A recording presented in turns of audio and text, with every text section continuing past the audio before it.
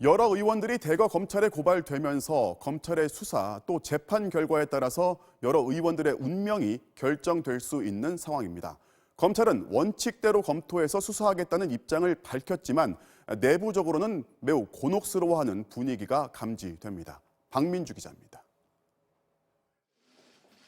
여야 의원들이 서로를 고소고발한 건은 서울 남부지검이 합쳐서 수사를 진행하되 일부를 경찰에 넘겨 수사 지휘하는 방안이 유력하게 검토되고 있습니다.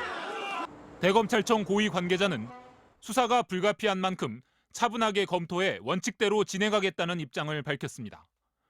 일체의 정치적 고려를 배제한 채 원칙대로 수사할 경우 우선 국회 회의 진행을 물리력을 동원해 막은 자유한국당 의원들이 당장 국회 선진화법 위반 혐의에 대해 사법 처리를 피하기 어려울 거란 전망이 나오고 있습니다.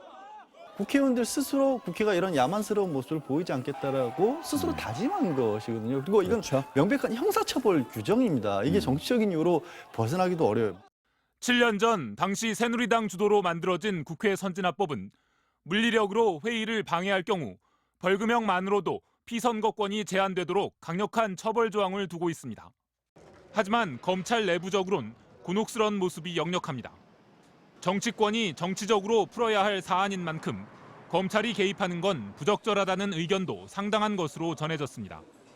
이 때문에 여야 어느 한쪽에 치우친다는 비판을 피하기 위해 국회 선진화법 위반 혐의에 대한 수사와 동시에 오신환 의원에 대한 사보임 조치가 위법했다는 주장에 대해서도 수사를 진행할 거란 관측도 나오고 있습니다. 2003년 개정된 국회법 48조는 임시회 회기 중엔 질병 등 부득이한 경우를 제외하곤 상임위원을 바꾸지 못하도록 규정했습니다.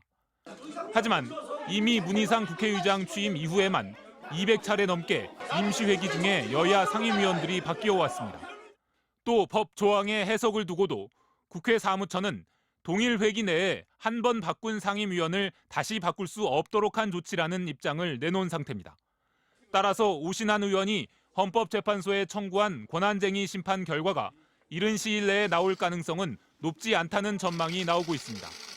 MBC 뉴스 박민주입니다.